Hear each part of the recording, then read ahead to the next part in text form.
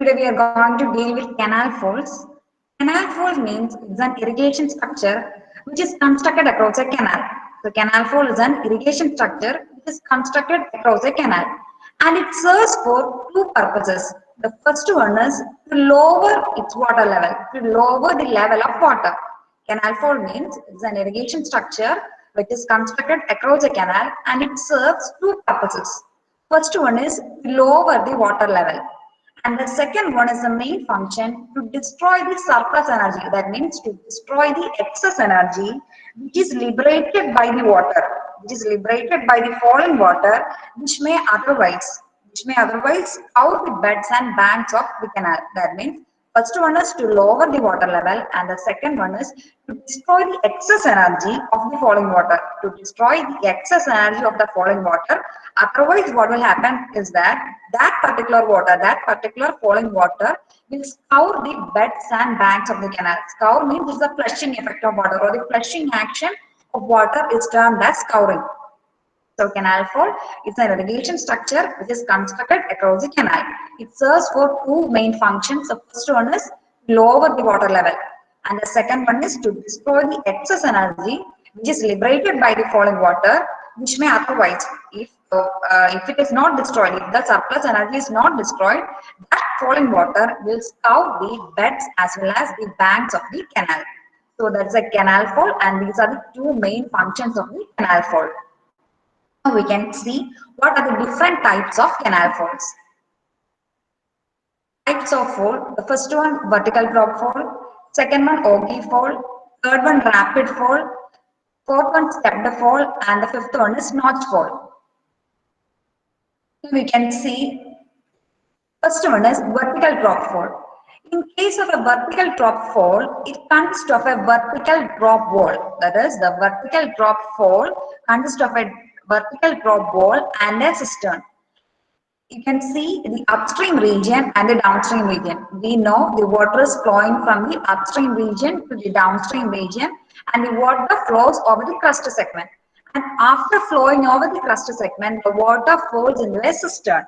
And in that cistern, the cistern is a portion where the surplus energy of the water, where the surplus or the excess energy of the water, which is leaving the crust. That is, you can see that the movement of the water is from upstream to downstream.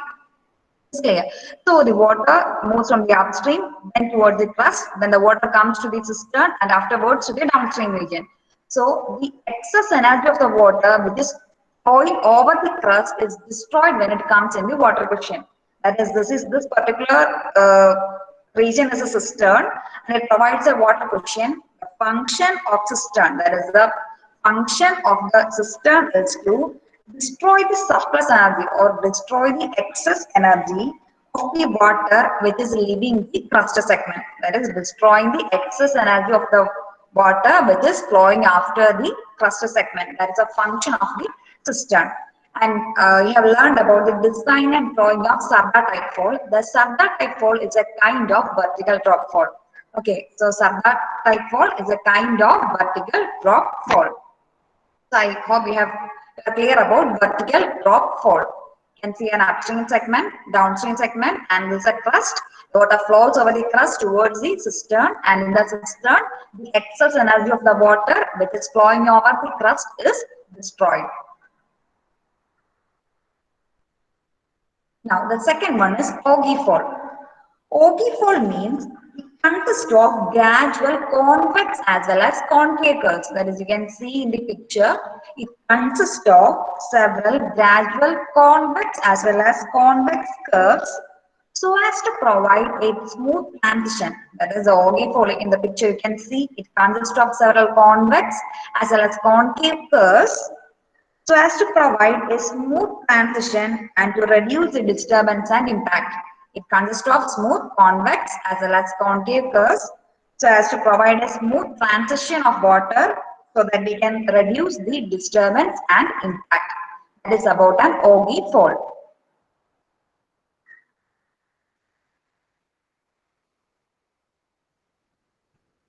And this photograph shows an ogee fold. It consists of gradual convex and concave curves to provide a smooth transition of water.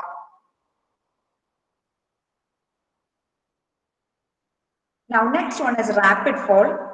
Rapid fall consists of a glacis which is sloping, which is having a slope between 1 in 10 to 1 in 20. That is, you can see that it has a slope ranging between 1 in 10 to 1 in 20, and in the picture you can see that the rapid fall is having a slope of 1 in 15.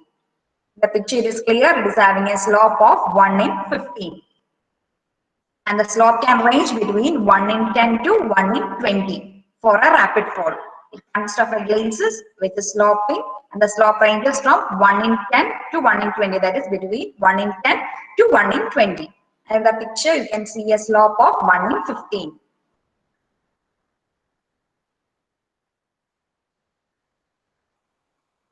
Next is a photograph of a rapid fall.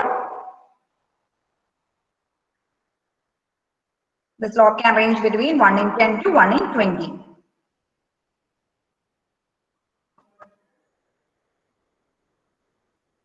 Next, third one is stepped fall. Stepped fall means it's a development over rapid fall. That is, it's a modified form of rapid fall. You have seen the rapid fall. This is a rapid fall. And the coming is a stepped fall. You can see that the stepped fall is a development over rapid fall. Or we can say it's a modified form of rapid fall. But it's one of the defect is that its construction cost is higher. It's a modified form or rapid fall and its construction cost is higher. The photograph shows a stepped fall.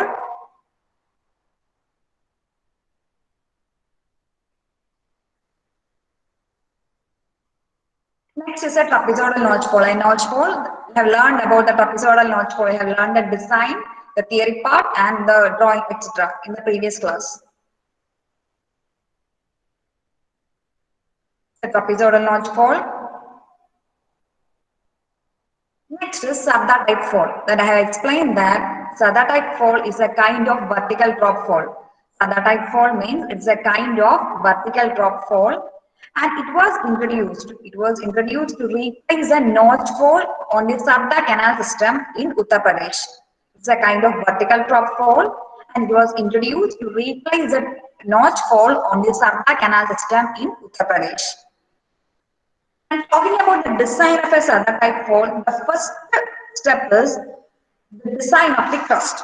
So you can see that the two types of crust are used. Two shapes of crust are used, and one is trapezoidal crust and the next one is rectangular crust. Okay, so when you have learned about the design, I told you that we are using two shapes of crust walls, and one shape is trapezoidal shape and the next shape is rectangular shape. You can see that why we are using trapezoidal and rectangular, that there are several criteria, and the first one is the discharge is less than 14 cumecs. That is, if the discharge is up to 14 cumecs, we can use a rectangular crust. And if the discharge exceeds 14 cumecs, we are using a trapezoidal crust. Okay. So the first step is a Sarda canal system means it's a vertical drop fall, and it was introduced to replace the notch fall on the Sarda canal system in Uttar Pradesh, and two types of crust walls are used. One is a rectangular crust and the next one is trapezoidal crust. We are using a rectangular crust when the value of discharge is below 14 cumecs, and we are using a trapezoidal crust when the discharge value exceeds 14 cumecs. As you can see that when Q is less than 14 cumecs or when Q is up to 14 cumecs, we are using a rectangular crust. And when the value of Q exceeds 14 cumecs, we are using a trapezoidal crust. That is about the design of crust. It's the first step in design of crust. We are using two shapes, trapezoidal and rectangular. I hope you have understood the situation where we use a trapezoidal and where we use a rectangular crust. And the second step is design of cistern. I have told that the cistern means is a place where the surplus energy of the falling water is destroyed. The cistern is a portion where the surplus energy of the water leaving the crust segment, the surplus energy of the water leaving the crust segment is destroyed or it is dissipated, and the length as well as depression of the crust wall is cistern is given by several standard equations. As the length of the cistern is given by E into HL raised to 1 by 2, the whole multiplied by 5, And the depth of the cistern is given by another general equation, E into HL raised to 2 by 3 into 1 by 4, where E is the difference between upstream total energy line and crust level. So the first step is design of crust. We are using two shapes, trapezoidal and rectangular. The second step is design of cistern.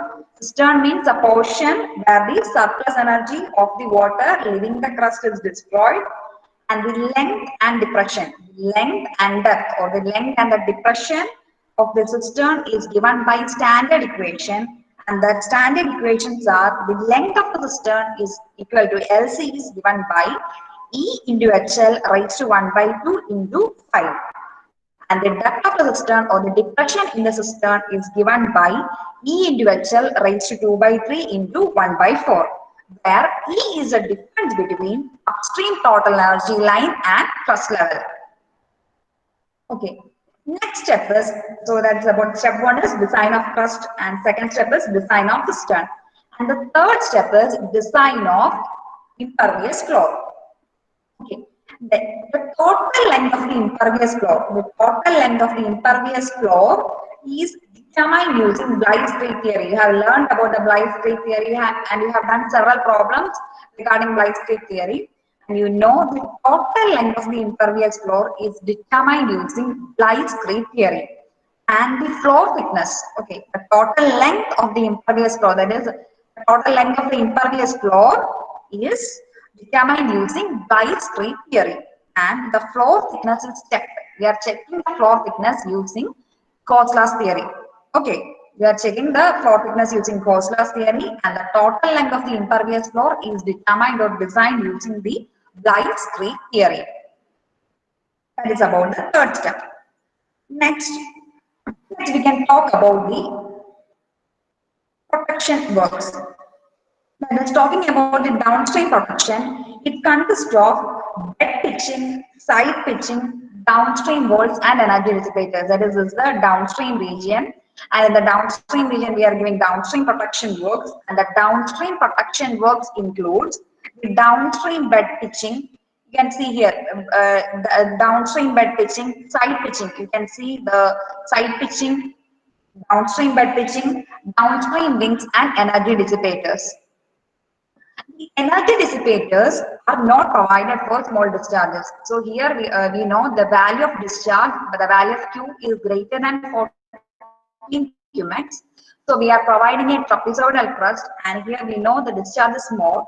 So energy dissipators are provided, but energy dissipators are not provided for smaller discharges. For smaller discharges, we do not provide energy dissipators. For higher discharges, we provide additional dissipators. Okay. For smaller discharges, we do not provide any energy dissipator, but for higher discharges, we are providing energy dissipators. And the energy dissipator consists of two rows of friction blocks. Here you can see that, see two rows of friction blocks. You can see the friction blocks here, the plan as well as in the longitudinal section, you can see the friction blocks. It is not provided for smaller discharges, but for higher discharges, we are providing friction blocks, and the energy dissipator consists of two rows of friction blocks in the cistern and two rows of Q blocks just at the downstream of the impervious floor. Okay, so it is not provided for smaller discharges. You can see the friction blocks here. See the plan as well as the longitudinal section. Here you can see that in the plan you can see the friction blocks and the Q blocks. So similarly in the longitudinal section also you can see it. So it is not provided for smaller discharges, but for larger discharges, we are providing additional dissipators. And this dissipator consists of rows of friction blocks. You can see that rows of friction blocks, or else it consists of Q blocks just at the downstream of the impervious floor. Friction blocks at the cistern or Q blocks at the downstream of the impervious floor. Okay. That is about the downstream region. Now we can talk about the upstream region. So we come to the upstream region, and here is the downstream region. So upstream region, we can talk about the design of the upstream approach. The upstream approach consists of wing bolts. Here you can see the wing bolts. These are the wing bolts. Okay. And for discharge up to 14 cumex, that is if the discharge is less than 14 cumex, it is played at an angle of 45 degree. at the upstream edge of the crust wall. Okay. So if the discharge is less than 14 qmax, the discharge is less than 14 qmax, the upstream wing walls, the discharge is less than 14 qmax, the upstream wing walls is played at an angle of 45 degree. ഇവിടെ discharge 14 qmax-നേക്കാൾ കൂടുതലാണ്. Okay, so remember it. Here the discharge is greater than 14 qmax, but I'm now talking about if the discharge is less than 14 qmax. That is, if we are providing a rectangular crust, we are talking about the first case, that is a rectangular crust. That is, if the discharge is less than 14 qmax, the upstream wing walls, you can see the upstream wing walls, the upstream wing walls is played at an angle of 45 degrees. It's played at 45 degrees from the upstream of the crust wall. Okay. Here you know the discharge is above 14 qmax and we are providing a trapezoidal crust. And if the discharge exceeds 14 qmax, if the discharge is greater than 14 qmax, they are curved from the upstream edge. They are similarly curved, but it is given an angle of 60 degree. As you can see here, it is given an angle of 60 degree. If you see the picture, it is given an angle of 60 degree and at a radius of 5 to 6 times h. Okay, it is given an angle of 60 degree and it is given a radius of 5 to 6 times h. Then the discharge exceeds 14 qmax. You can see there are two cases, the discharge less than 14 qmax and the discharge exceeds 14 qmax. When the discharge is less than 14 qmax, it is given an angle of 45 degree. Okay, when the discharge is less than 14 qmax, it is given an angle of 45 degree. And if the discharge exceeds 14 qmax, we are giving an angle of 60 degree. 60 degree, subtending an angle of 60 degree, and the radius is, you can see it is 5 to 6 times h. Okay, that is about the upstream approach. So these are the main steps. First one is the design of crust wall. I talked that there are two types of crust, rectangular as well as trapezoidal. And when the discharge is less than 14 qmax, we provide rectangular crust. And when the discharge exceeds 14 qmax, we provide trapezoidal crust. Next is design of cistern. That is, the cistern is a portion where the surplus energy, where the excess energy of the water leaving the crust is destroyed. And the length as well as depression of the cistern is given by general equation. That is LC. The length of cistern is given by E into HL raised to 1 by 2 multiplied by 5. And the depth of the cistern is given by E into HL raised to 2 by 3 into 1 by 4, where E is the difference between upstream total energy line and crust level. The third step is design of impervious floor. The total length of the impervious floor is designed using Blythe's creep theory. And the floor thickness is checked. We are checking the floor thickness using Colesla's theory. We have learned about the Blythe's creep theory and Colesla's theory in the previous modules. And I hope you are clear with it. Okay. Then next one is that we are talking about the downstream protection as well as the upstream protection. For the downstream protection, we are providing downstream bed pitching, side pitching, downstream wings, and energy dissipators. You can see the downstream bed pitching here. You can see the side pitching, downstream bed pitching. Okay, and downstream wings. These are the downstream wings. It is given as play of 1 in 3. This is the upstream wing. This segment is the upstream wing, and this is the downstream wing. This is the upstream wing, and this segment is the downstream wing. So the downstream protection consists of downstream bed pitching, side pitching, downstream walls and energy dissipators. And these are the energy dissipators. There is several friction blocks and Q blocks you can see in the figure.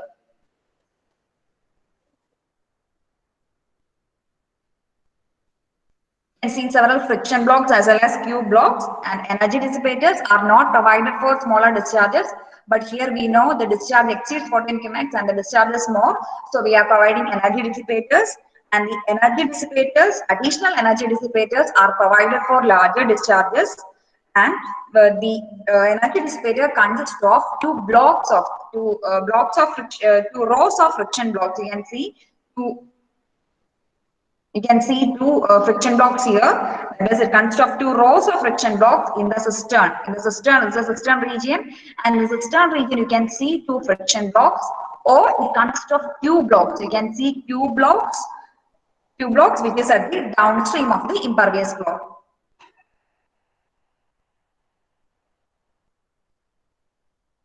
So you can see that it consists of friction blocks in the cistern or two rows of tube blocks just at the downstream of the impervious floor. Okay, that is about the downstream region. Next, talking about the upstream region, talking about the upstream approach or upstream wings, you can see if the discharge is less than 14 qmax. If the discharge is up to 14 qmax, it is subtending an angle of 45 degrees from the upstream of the crust wall. Okay, but here we know the discharge is above 14 qmax, so we can see that they are curved and it is subtending an angle of 60 degrees. You can see here is subtending an angle of 60 degree. You can see it is subtending an angle of 60 degree and it is having a radius of 5 to 6 times h. Okay, now we can watch a video which provides you more information about a canal fault. So all of you please watch the video, okay?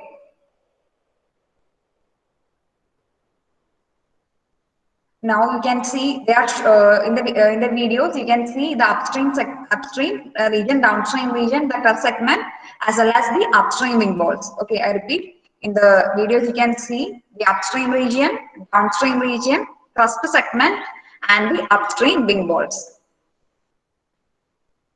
So you can see this is the upstream region. Okay, the water is flowing from the upstream region to the downstream region. So the water flows from the upstream region towards the downstream region. That is, the water begins to flow from upstream to downstream. Okay, that is, the water is flowing from the upstream region to the downstream region. And here you can see this is the cluster segment. Okay, here is the upstream region, this is the cluster segment, and this is the downstream region.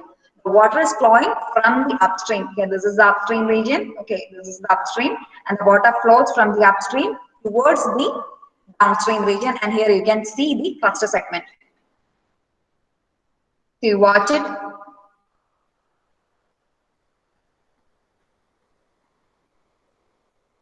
So this is a cluster segment. And this is the upstream wing walls.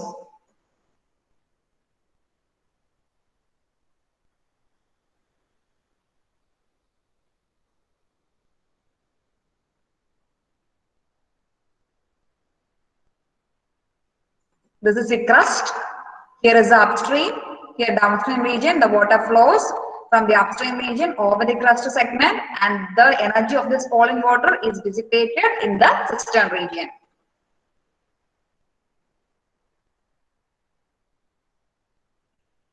This is just to understand the phenomenon of a canal fault. Okay.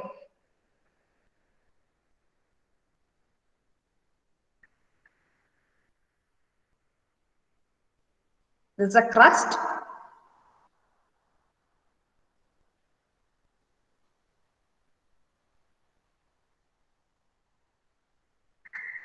From the crust, the water flows towards the cistern, and in the cistern, the surplus energy or the excess energy of the falling water is dissipated.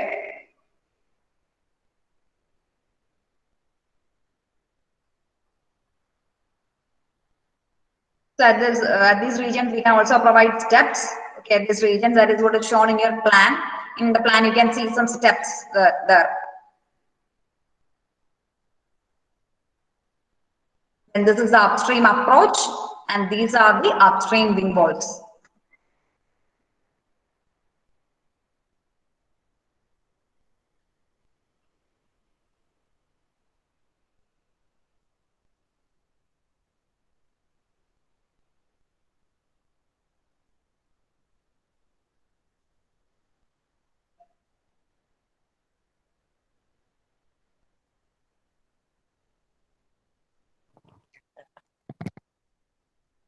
From the video, you can get just an idea about the canal faults. That is what I hope.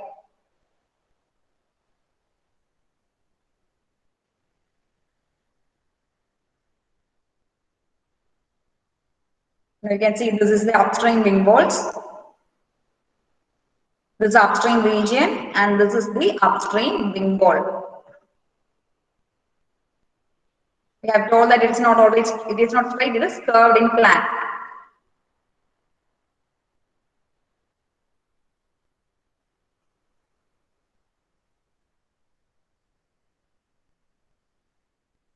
upstream wing walls.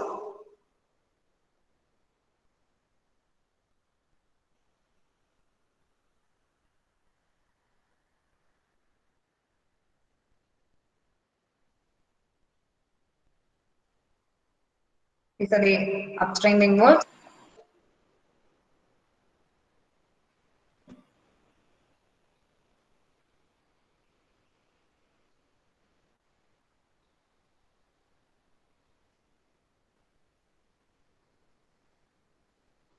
So you know the water flows from upstream region. Here there's upstream wing walls, upstream approach.